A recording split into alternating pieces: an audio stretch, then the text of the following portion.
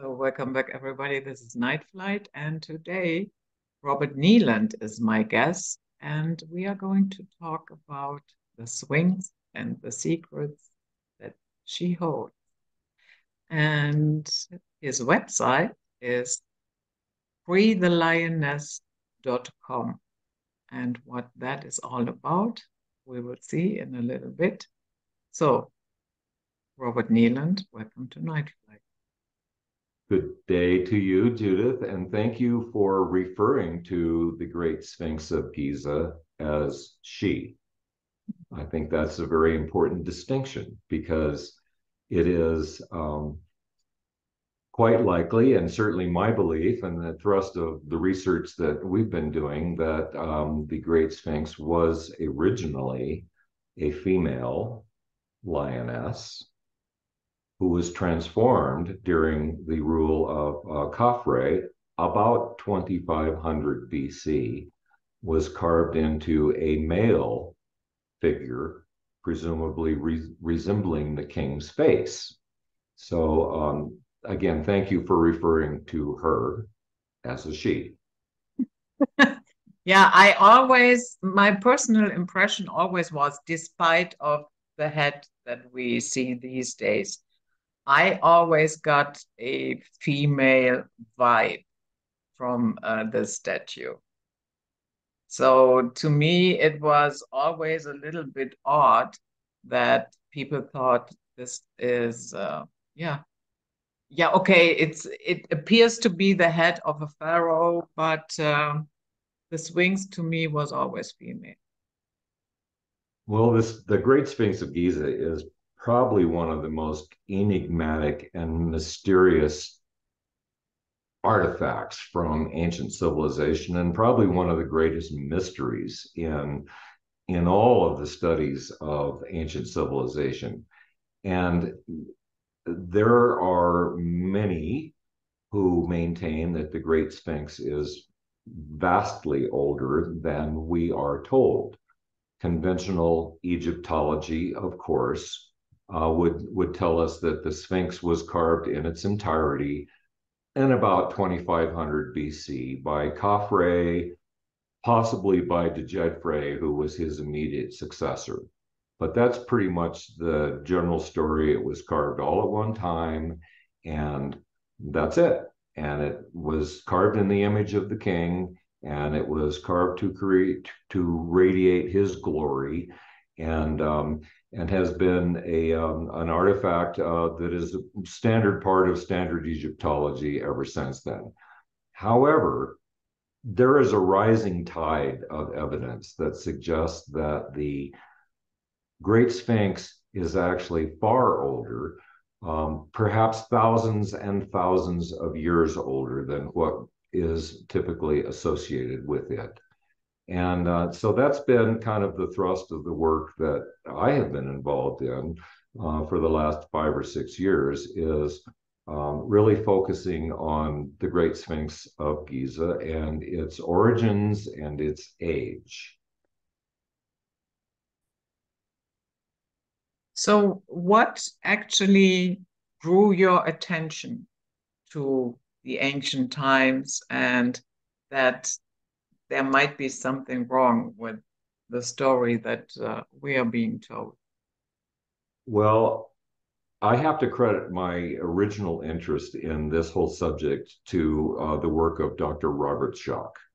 Mm-hmm. And several years ago, I read his book, Forgotten Civilizations, which I highly recommend to your audience.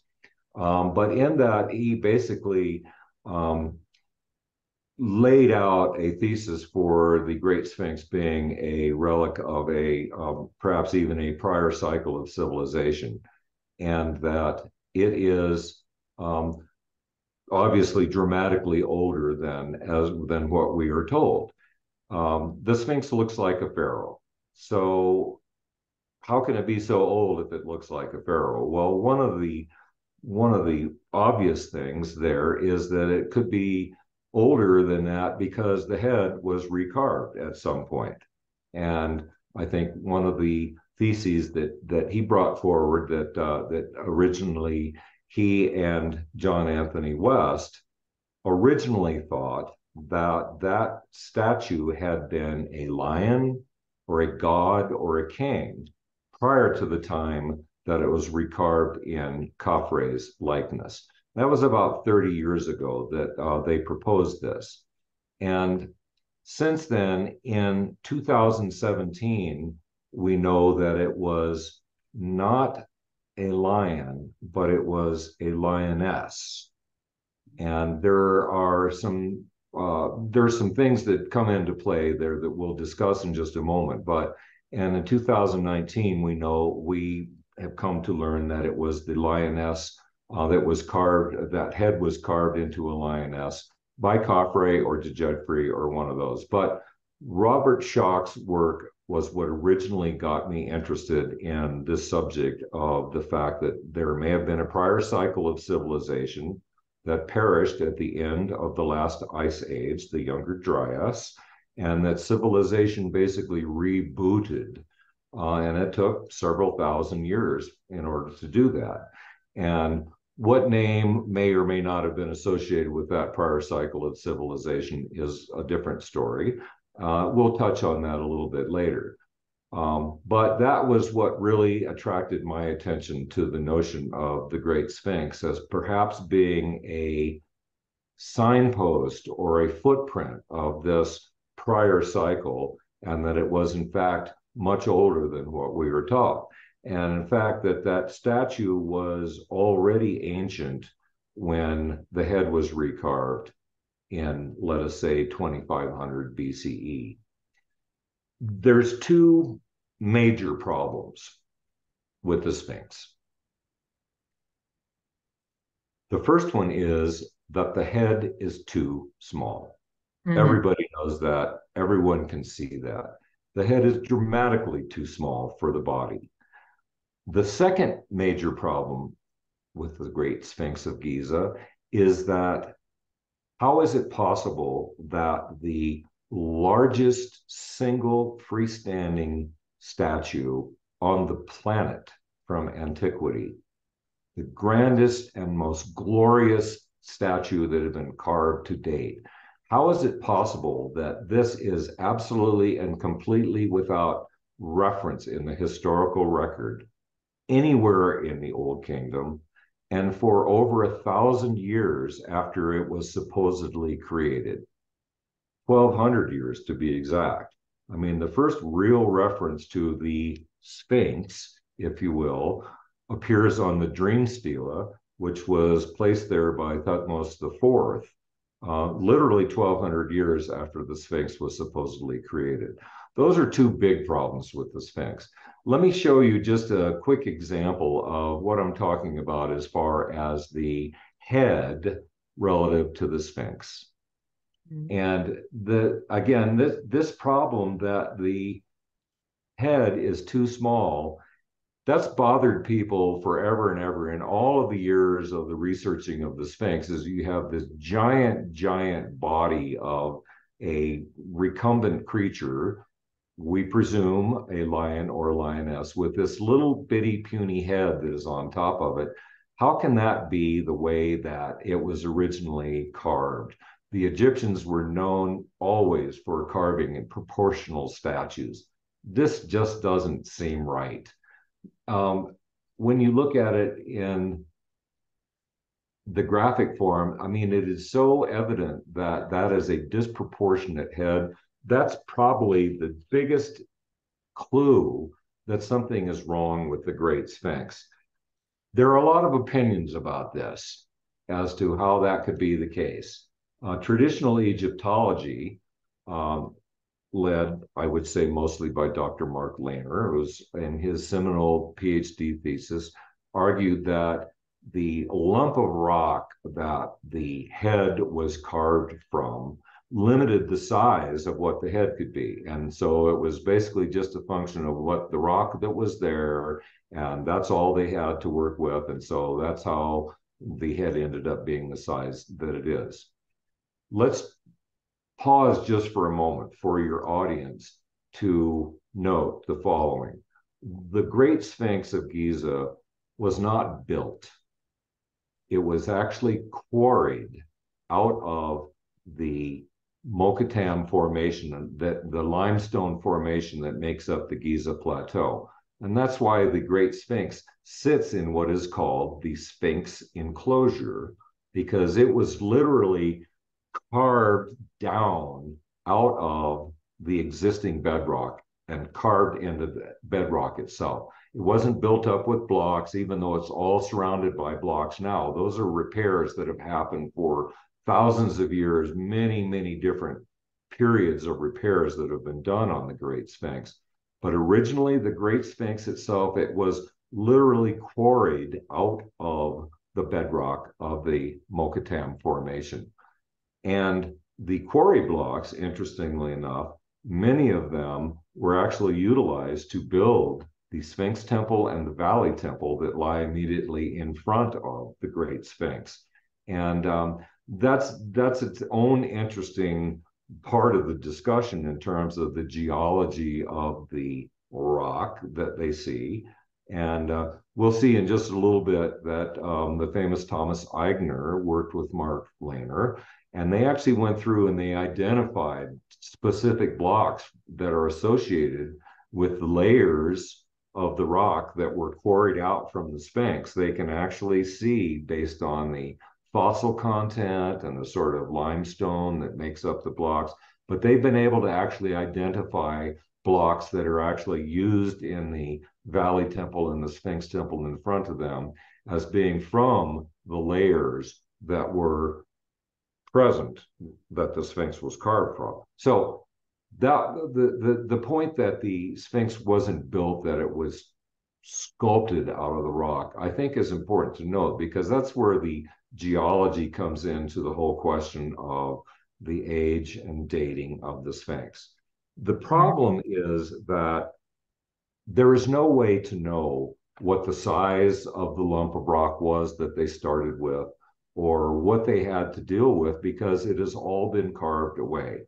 And so anything that we come up with is conjecture and extrapolation of what it could have been or what we think it might have been, and so forth. And there are many very divided opinions on how the Sphinx got to be the way it is today. Again, the traditional Egyptologist view is that it all happened 2550 BCE, was all done at one time by Khafre, and what you see is what you get. The alternative view is that it was, the head was recarved at some point in history, and that it may have originally been a human form or an animal of some kind. Okay, and so these are the two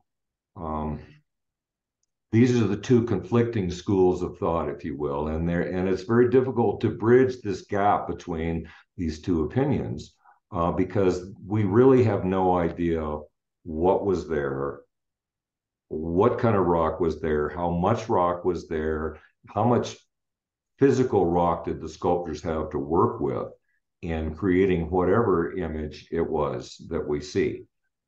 One of the difficulties that I found when I was there, present at the Sphinx, was that the head is still crisp, as opposed to the body, which is profoundly deteriorated. And I will share with you just. Can I ask one question, please, before Yes, please. you? You mentioned that there are older texts that suggest that the Sphinx is much older, yeah? Yes. Than the official narrative goes. So the ancient Egyptians, in terms of their writings and depictions on walls, they were pretty chatty. I mean, they basically explained everything to you, like the bathrooms that they had, how they are pouring beer, and about battles, and yeah, harvesting and what have you. They tell you a lot. But funny enough, so far at least, we haven't unearthed anything that says, and hey, by the way, we built the pyramids. Is that different with the Sphinx? Do we have texts that actually explain that the Egyptians built the Sphinx, or is it possible that it was a totally different civilization that came before? Well, one of the, I think, answers to how we can determine what had been there or was there before is that the discovery of lioness iconography or lioness symbolism, if you will, that can be associated with a statue that predates the Old Kingdom. That's really because we can't reconstruct the rock, but we can go back and see if there's imagery that goes back into the history of, as you say, the chatty history of the Old Kingdom, for instance, and pre-dynastic times. And in fact, there is a rich history of iconography of the lioness figure. And the lioness as represented by a recumbent statue that is lying down, and that's sometimes in front of a temple and sometimes it is on top of a temple.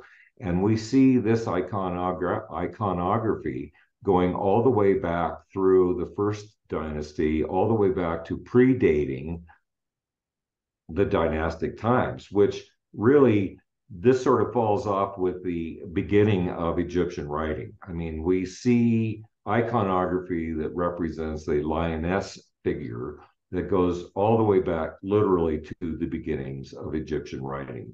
And I'm going to share with you just a couple of images that originally sealings, that's sealings as in something you seal with. Mhm.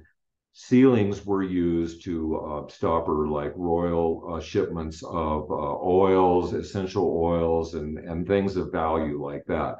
This is a copy of a sealing, if you will, that dates to the first dynasty that shows the lioness with the bent rod coming out of its back. And you see it there a couple of times on this sealing there. And this would be one of the earlier examples of that.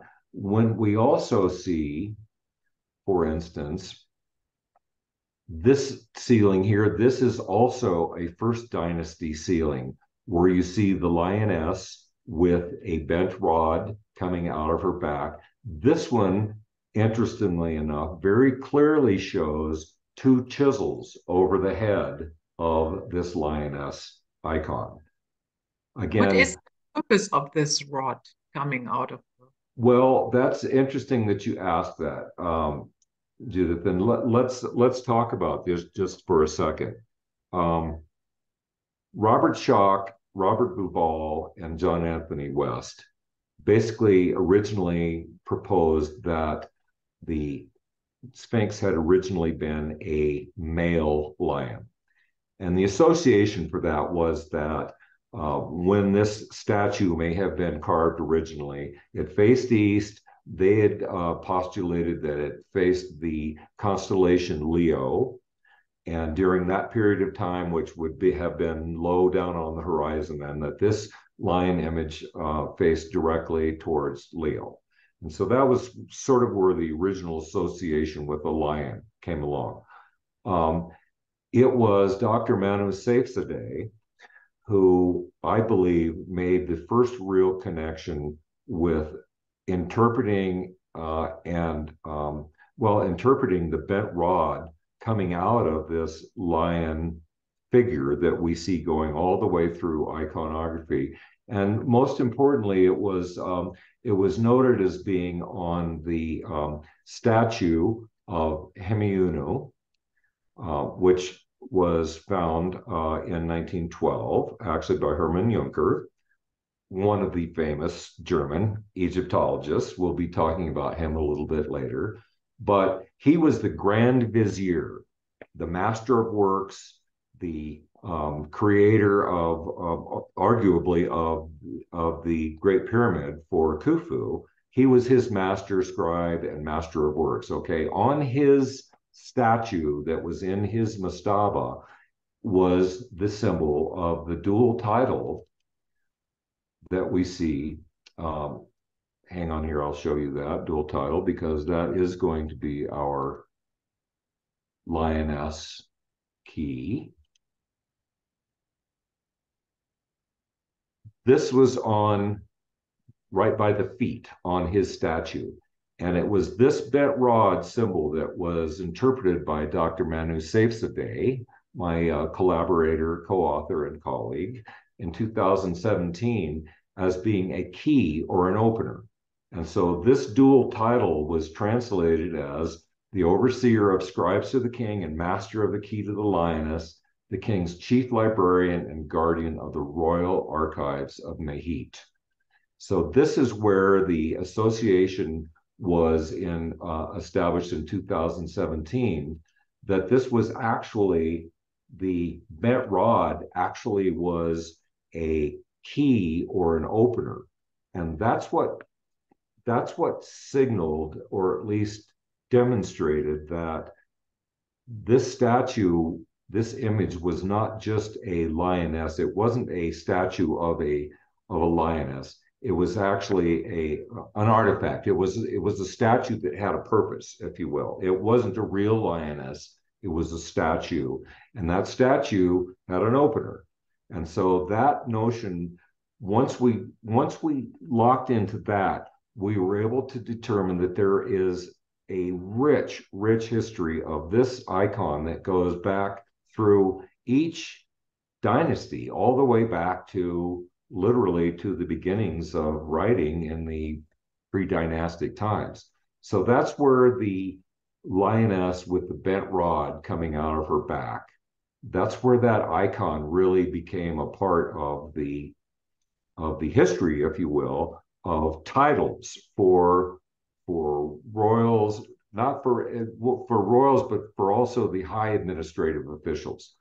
The title Hekem Mehit was one of the highest official titles applied to administrative officials in all of the dynasties, going all the way back to the first dynasty. And for instance, we see this title again on, let us say, the second dynasty. This was the king or pharaoh Periipsen. This is the second dynasty title. This is also a ceiling, like we talked about before. And you can see the lioness there in the middle of that thing, and you can sort of see the three rods, they're bent rods that come up out of her back. This is actually in the Louvre, dates to the second dynasty. And again, there is the lioness. You can't quite see, but it's a little more clear in the drawing down below. But that lioness is in front of the structure that represents a temple or an administrative facility. But there is the lioness with the bent rods coming out of her back. We so also is that a literal key, or is it it is translated as an opener. okay? So this is in the Cairo Museum. This wood tablet was part of also a high official in the third dynasty, Hesi Ra, and this was on his sort of in his tomb. This was a tribute to him. Again, the lioness with the bent rod coming out of her back. So that's third dynasty.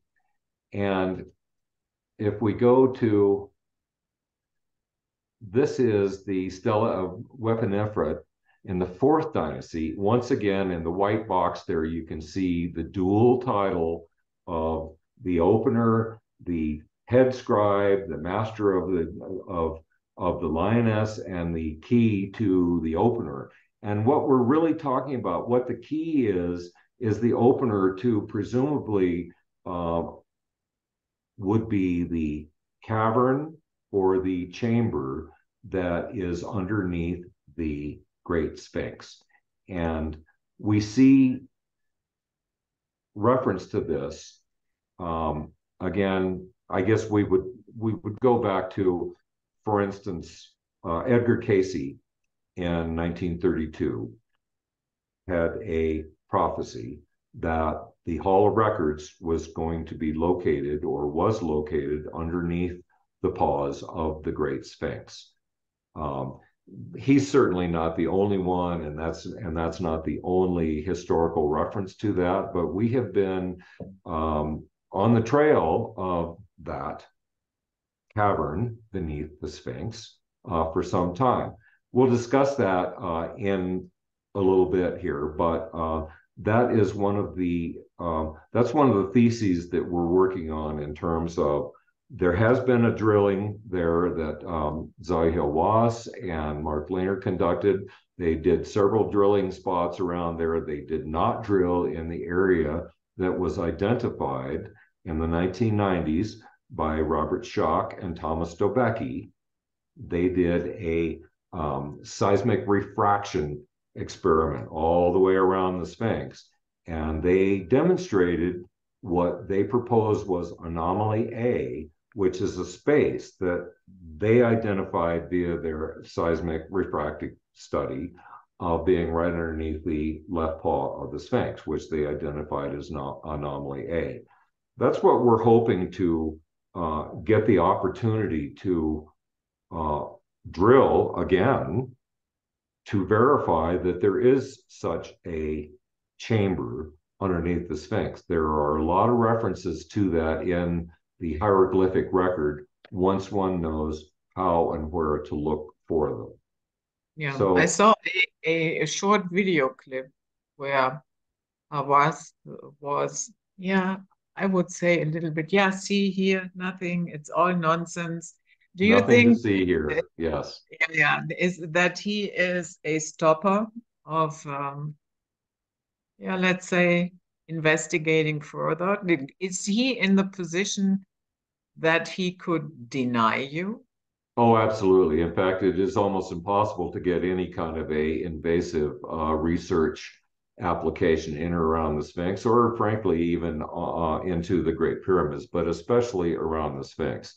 And so one of the ways in which we are seeking to do that, and we will discuss this a little bit later also, is a satellite scan of the Great Sphinx. And this will follow along in some of the work that was done this last summer by a couple of Italian researchers, Biondi and Malonga, who published a very, very fascinating paper about a satellite scan of the Great Pyramid. And we're seeking to engage a similar technology to do a satellite scan of the Great Sphinx. Again, a non-invasive manner in which we can use technology and remote sensing to demonstrate perhaps the existence of a void that would be in the area that Schoch and Dobecki pointed to with their study in the mid-1990s. So back to your question, we can't really tell what was there. We can't tell what was there before. We can only conjecture. However, it does appear that the proper answer to this question is that there is lioness iconography that can be associated with the statue that clearly predates the Fourth Dynasty and goes way back to at least the First Dynasty, and really, again, to the beginnings of Egyptian writing, when they started writing all these things down and being as chatty as you said. Yeah. So what's my role in all of this is a good question. I'm a sculptor. I know that you are aware of that. And I have spent a career of the last 40 years or so doing monumental subtractive sculpture, meaning that you start with a big thing and you sculpt away all the stuff that doesn't belong and you're left with the sculpture. And with my fascination of this topic that was created by Dr. Schock's work, I was fortunate enough to sign up and go on a tour of Egypt. We were 3 weeks on the Nile with Dr. Schock and with Dr. Mehit and a host of other super interesting folks and whatnot. But my real thrust was, okay, as a sculptor, if Dr. Schock and Robert Bubal and Manu Safzadeh are correct, if they are correct that the head was recarved to what we see today from a larger image that was a lioness or something like that, how would that actually happen? And so I set about to do a sculpture.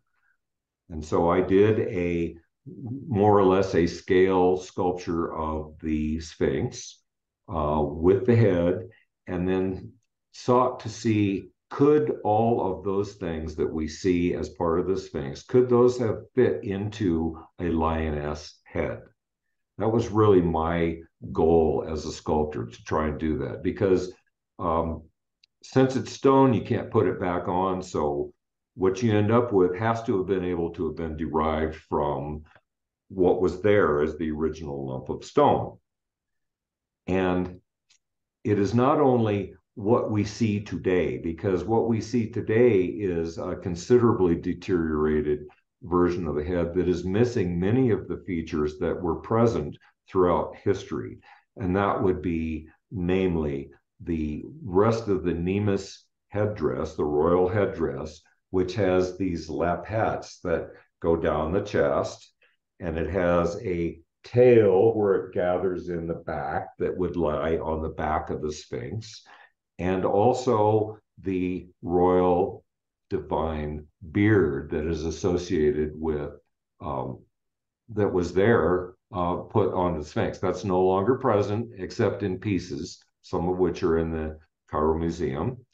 But all of those things actually had to fit. And so the sculpture that I did, let's see here. We're gonna share with you, yes. And we're going to share this. So the sculpture that I did, with the notion that everything had to fit, is thus. And you can see the Nemes headdress in the back, and you can see the beard down the front. And this was the earlier version, doesn't actually show the lappets on the front. But all of the stuff had to actually fit inside the lioness head. And so you can, this is the piece that I ended up with.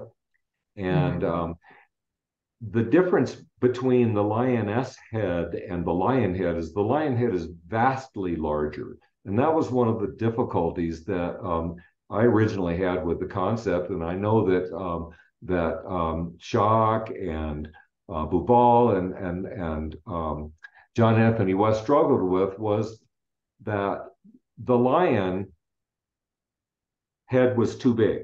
And you can see, but if you were trying to do a male lion with the giant mane and all that kind of stuff, that there was nowhere near that amount of stone to actually work with to achieve a lioness or to achieve the head that we got with the stone that was present, because there was nowhere near that much stone to work with.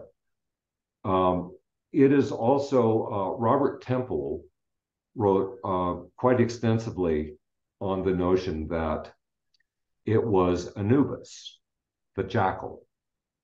And as you see the jackal there, you see that, right? Yes, okay. Well, the jackal has obviously significant problems as well, because the jackal goes up way higher with the ears, and it goes way, way, way out farther in the front with the long snout. And the band that you see on that is the approximate thickness of the maximum cap rock, if you will, of the upper layer of the Mokatam Formation. And so that's really about, more or less, about what the sculptors would have had to work with originally when they were carving this thing, quarrying it down into what is now the Sphinx enclosure. The real difficulty as a sculptor that I have with the Anubis, first of all, Anubis would face west, not east, because he's the guardian of the necropolis and so forth. Okay, so there's that. But the real difficulty is there's nowhere near enough stone to go up to make the ears. And the snout would have been so long. I mean, that snout would have been probably 30, 40 feet long. Okay. And there is no way that it would have supported itself for 100 years, let alone 1,000 years.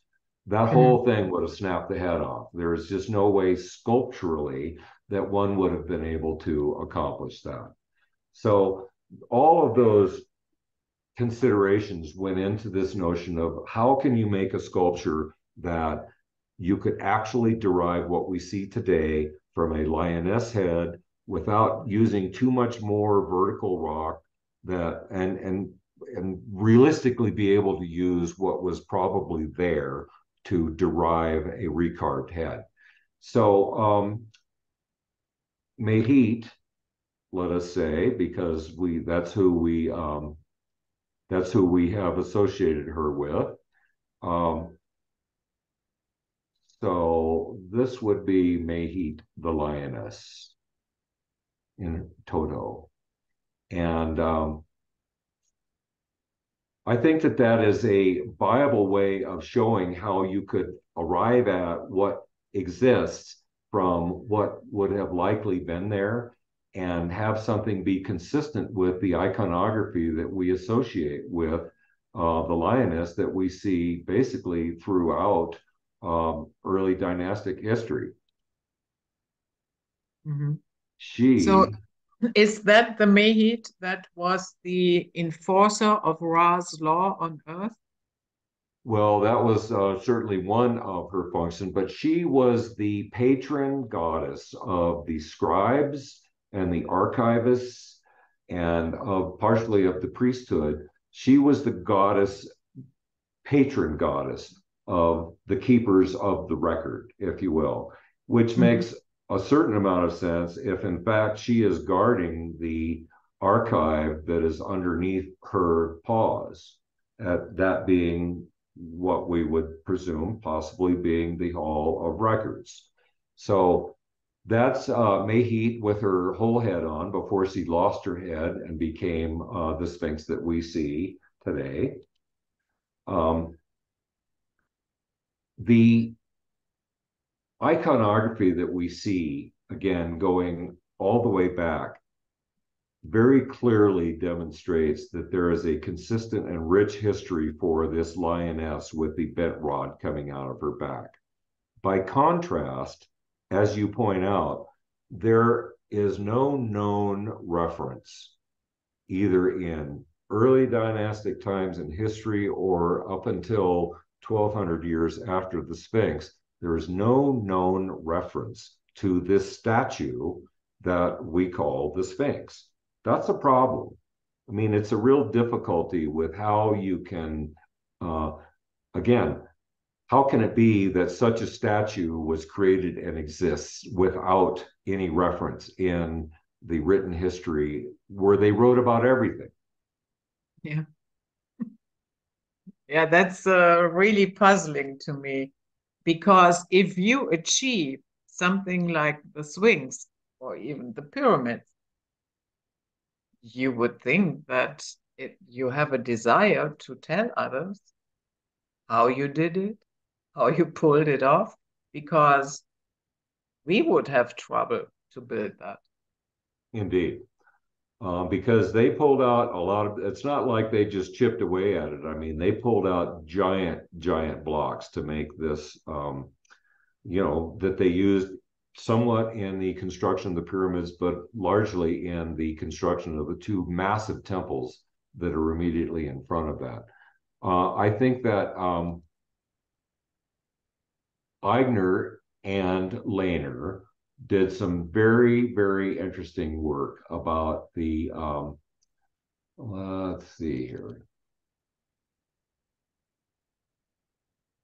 This is some of the work that that Eigner again published in German, but this was some of the work that he did with Lehner, where they literally went through and identified the origin and layer from the Sphinx enclosure that the blocks were used for in the Sphinx temple and the Valley temple immediately in front.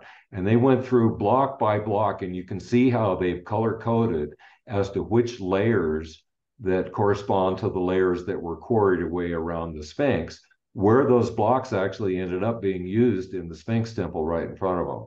So it's not like they just chipped away at it. They hauled out massive, massive blocks that were then transported away and used in, again, construction of presumably the pyramids, but most likely in the temples that were built in front of them. That's the thing that that is a little bit of that you have to keep in mind when you're talking about the age and origin of the Sphinx, is because clearly the stones that were quarried away from around the Sphinx were used to build the Sphinx and Valley temples in front of them. So if you presume that the Sphinx is a lot older than Khafre, you also have to acknowledge that that means that those temples that were in front of the Sphinx were also a lot older than Khafre, and that they were built using those blocks that were quarried away from the Sphinx. So it's not just a matter of saying, gee, in the olden days, they hacked away and there was a great big lump of rock that was left that they sort of fashioned, at their leisure, they fashioned into a human or fashioned into some other animal or something like that. You also have to account for the fact that those stones that were quarried away from the Sphinx were used right in front there.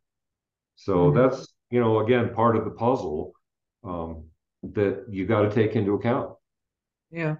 I know that Dr. Robert Shaw always talks about the weathering of the Sphinx. And I find that really interesting, that topic, that she has these vertical, deep water weathering. What do you make of that? Because that would mean that the Sphinx had to have been standing underwater for quite a while, because in that area it doesn't rain that much. So just from, a few showers, she would not get that type of weathering. Well, the water erosion hypothesis is certainly one of the elements that Robert Schoch brought to the table as a geologist. And the story has been told many times that John Anthony West sought him out because he wanted a geologist to come and take a look at the Sphinx.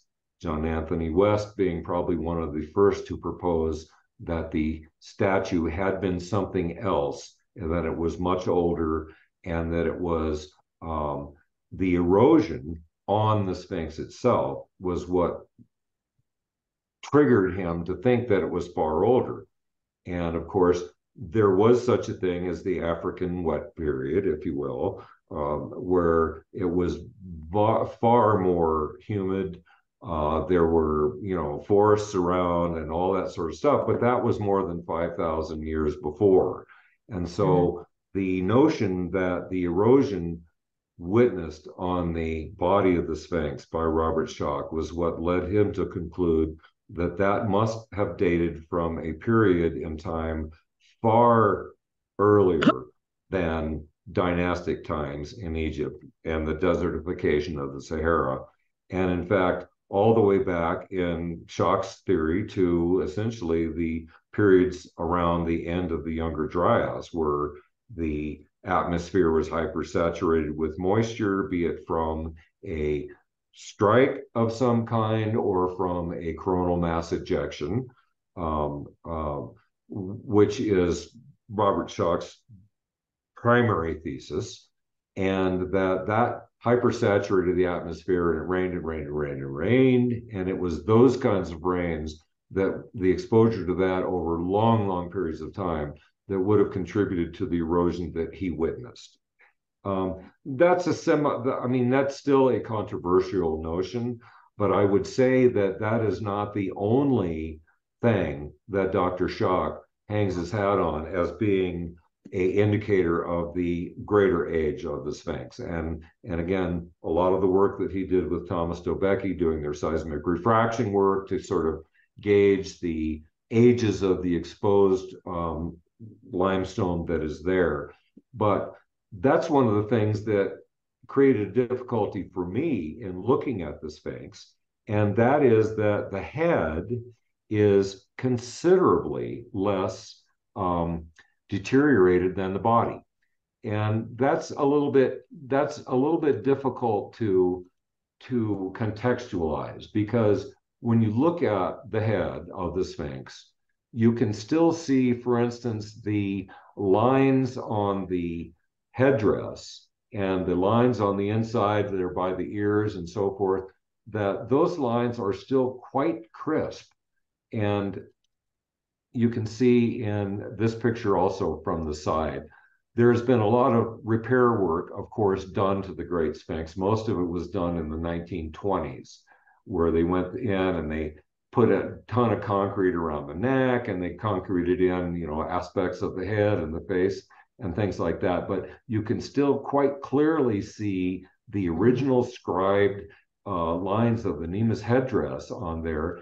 And this is unusual because it's the Great Sphinx head has been present above ground for the entire lifetime of the Sphinx. And in original days, that was one of the only things that was exposed out of the sand, was the head.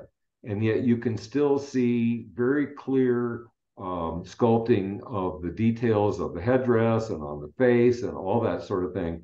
There are those who say that that's because the rock that comprises the upper layer of the head was a much denser and harder rock, and that's why it has survived. But it is dramatic when you think of the amount of deterioration that is on the body as opposed to the head. That's a difficulty, and one of the explanations for that, of course, is that the head was carved later, and that rock was exposed much later, i.e., that rock was exposed in 2500 BC as opposed to thousands of years earlier. Hmm. This, again, was one of the things that I was focused on when I did the sculpture of the Sphinx, is to try and ascertain, again, could what we see today be derived from a lioness head? Okay, so I performed that sculpture, and that's all well and good.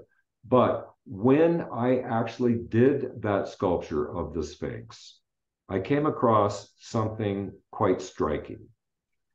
And imagine, if you will, that we have the neck of the Sphinx, of course, that here, and I'm going to just show you just two photos here to kind of put that into context. If I can find my cursor. Come to me, cursor. There we go.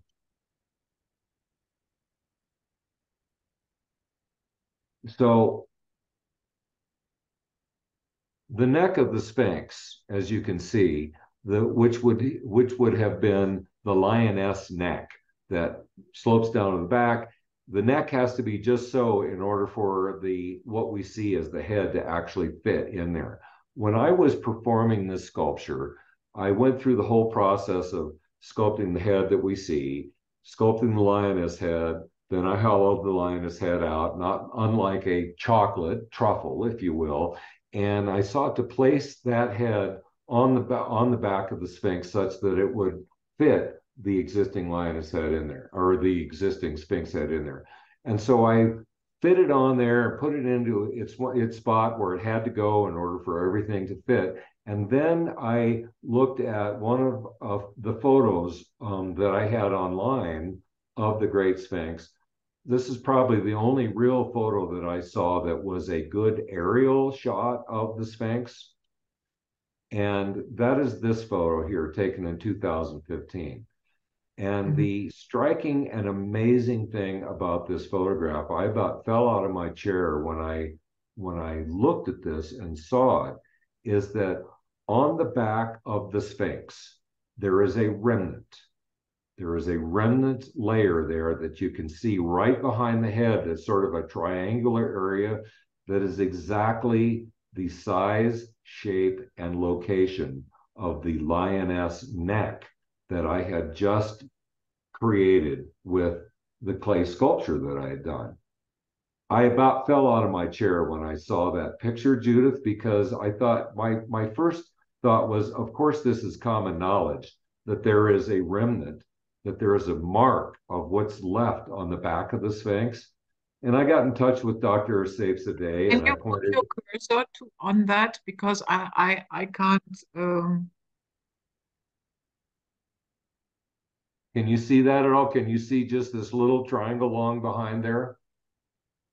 Um, I'm I'm going to show you another image. Okay, this image is let's see here. Okay, this is a this is a topographic study of the Sphinx body that was done by Mark Lehner in the context of his work. And so the area that I had just highlighted out to you there um, is highlighted in orange here.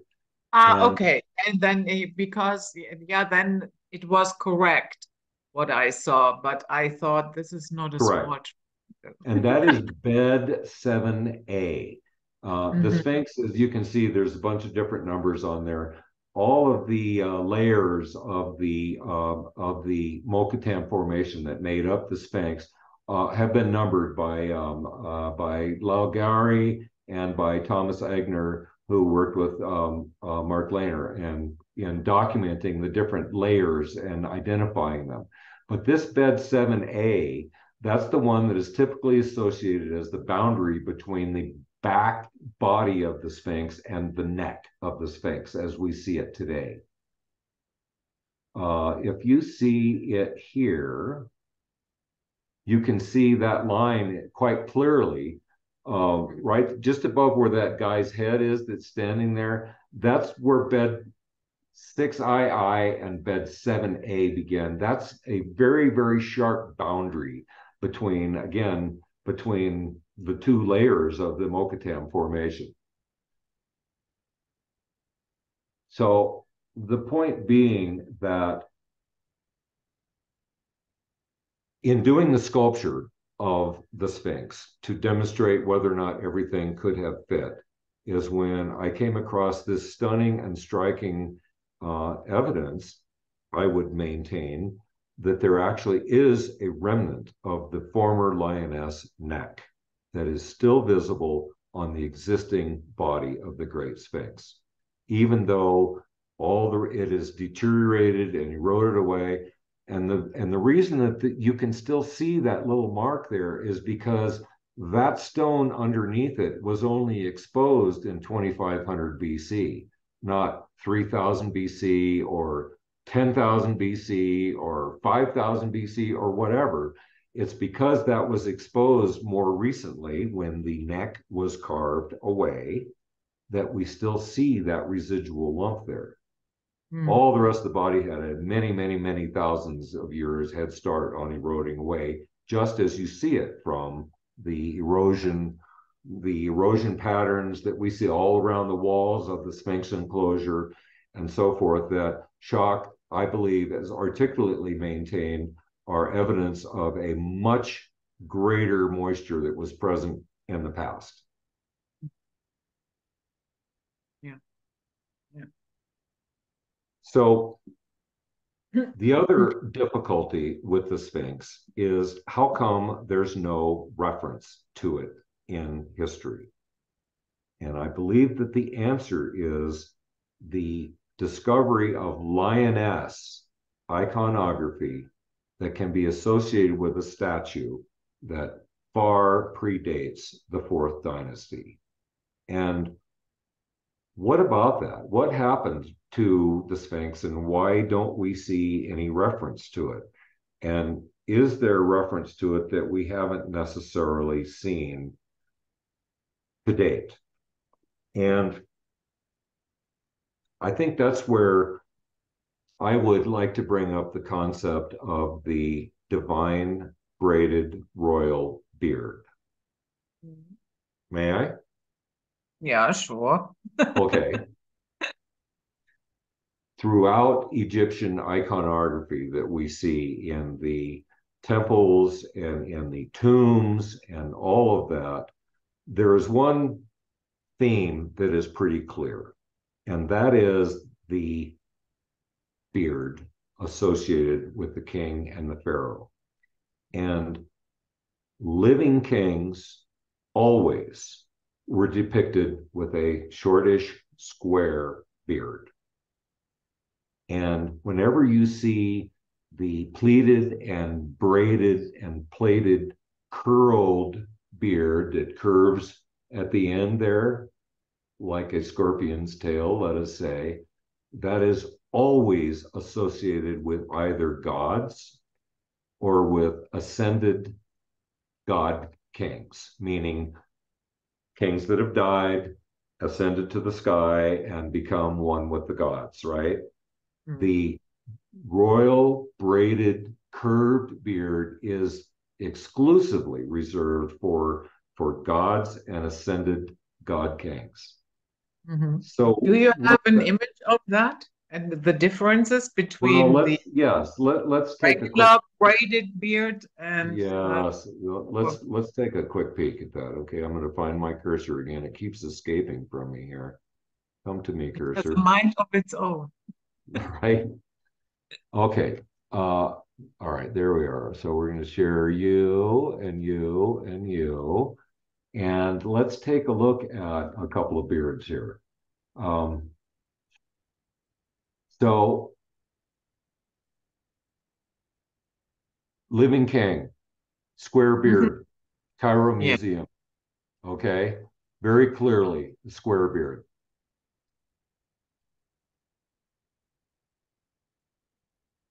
Dead King, ascended to the sky.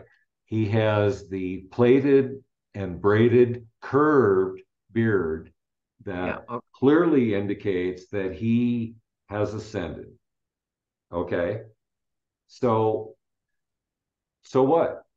So what we say? Well, the thing that is amazing about the head that was recarved by Khafre, let us say, is that it featured him having a curved, braided, coiled at the tip, divine beard. Okay. And I'm here to tell you that that was not just a stylistic nuance when this head was carved. It was actually a theological seismic event, because this was the king taking what had been a venerated ancient statue, carving his likeness into the statue with the divine coiled braided beard, stating for all time and to all the people that I am a living God now here on earth. I am not an ascended dead God king that is gone up to the heaven to the stars and so forth. I am a living God. And that's what that beard symbolized. And it was a profound symbolic gesture at the time. And it was one that unseated basically the ancient cult of Mehit, Thoth, and the moon cult. And it was a state ordained transformation that said that this symbol is the God King going forward, the Sun King. It is the worship of the sun. We are expunging and extinguishing the moon cult of Mehit and the lioness. And from here forward, it is the Sun King of Ra and I am a living God, and it shook things up. And that is, I think, one of the profound aspects of the Sphinx that is often overlooked. And it contains, I believe, the keys to the question of why do we not see any reference to the Sphinx in the historical record.